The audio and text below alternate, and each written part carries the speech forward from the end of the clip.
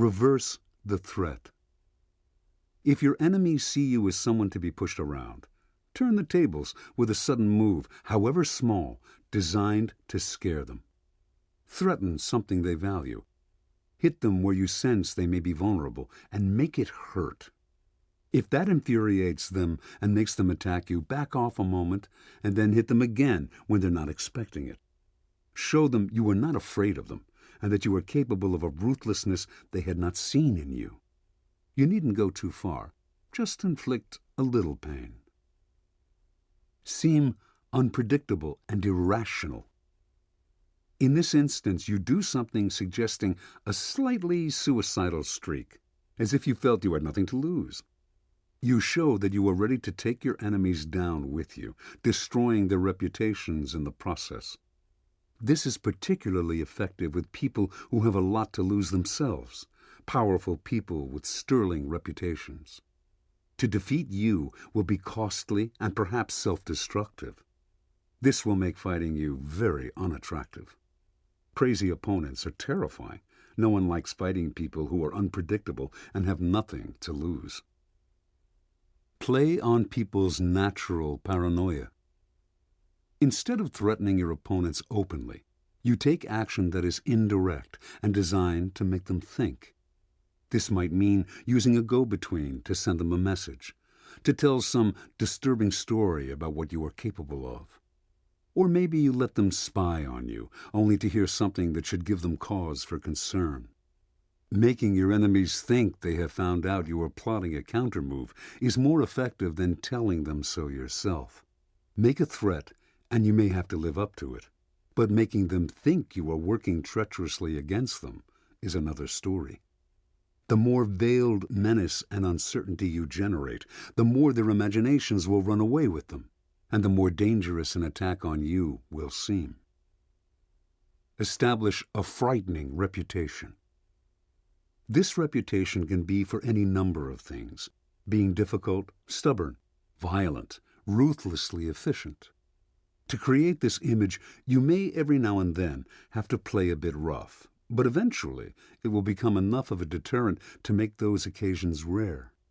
It will be an offensive weapon, scaring people into submission before they even meet you.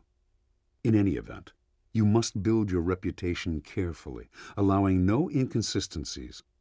Any holes in this kind of image will make it worthless. Deterrence and reverse intimidation in practice.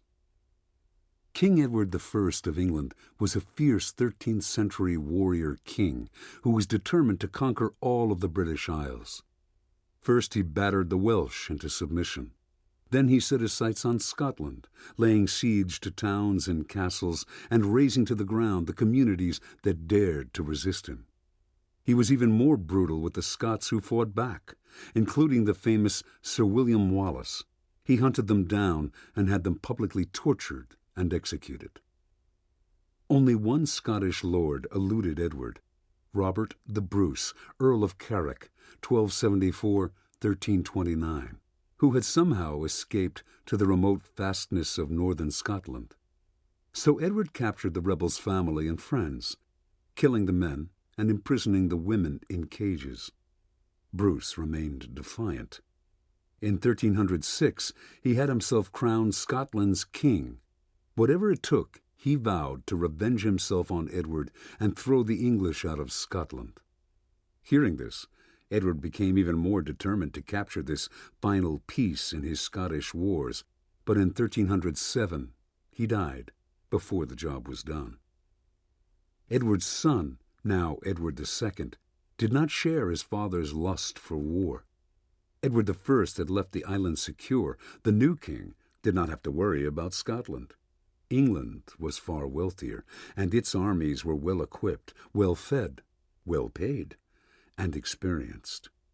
In fact, their recent wars had made them the most feared fighters in Europe. At any moment, Edward II could field a great army against the Scots, whose weapons and armor were primitive. He felt confident that he could handle Robert the Bruce.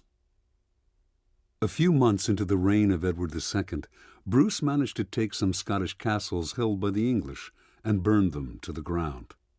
When Edward sent forces against him, Bruce refused to fight and fled with his small army into the forest.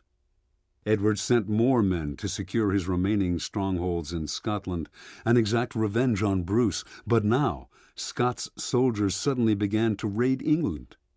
Highly mobile, these pirates on horseback devastated the northern English countryside, destroying crops and livestock. The English campaign in Scotland had become too costly, so it was called off, but a few years later, Edward tried again. This time, an English army penetrated farther into Scotland, but again, in response, Scottish raiders rode south into England, wreaking still more havoc on farms and property. And in Scotland itself, Bruce's army burned their own countrymen's crops, leaving the English invaders nothing to eat. As before, the English wore themselves out chasing Bruce, but to no avail. The Scots refused battle. Bivouacked in their camps, the English soldiers would hear bagpipes and horns out in the dark at night, making it impossible to sleep. Hungry, tired, and irritated to no end, they soon retreated back to northern England, only to find their own land barren of crops and cattle. Morale sank. No one wanted to fight in Scotland anymore. Slowly, one castle after another fell back into Scottish hands. In 1314, the Scots finally engaged in direct combat with the English at the Battle of Bannockburn and defeated them. It was a most humiliating loss for Edward II, who swore to avenge it. In 1322, he decided to finish Bruce off, once and for good, with a vigorous campaign worthy of his father. Organizing and personally leading the largest army yet to fight the rebellious Scots, Edward got as far as Edinburgh Castle.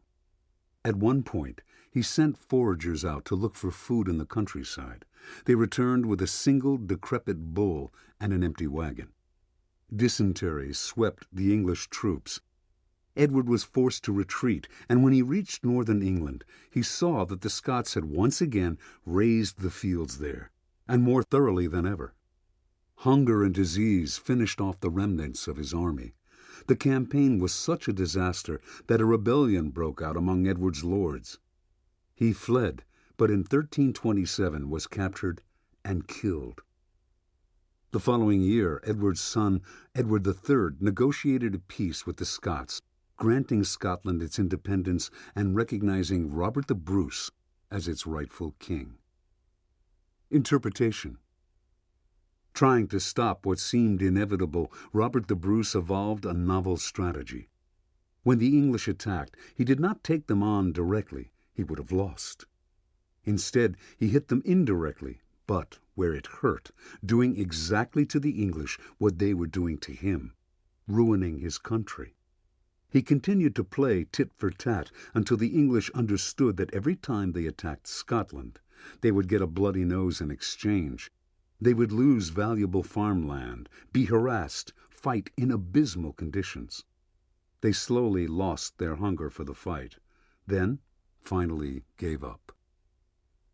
The essence of this deterrence strategy is the following.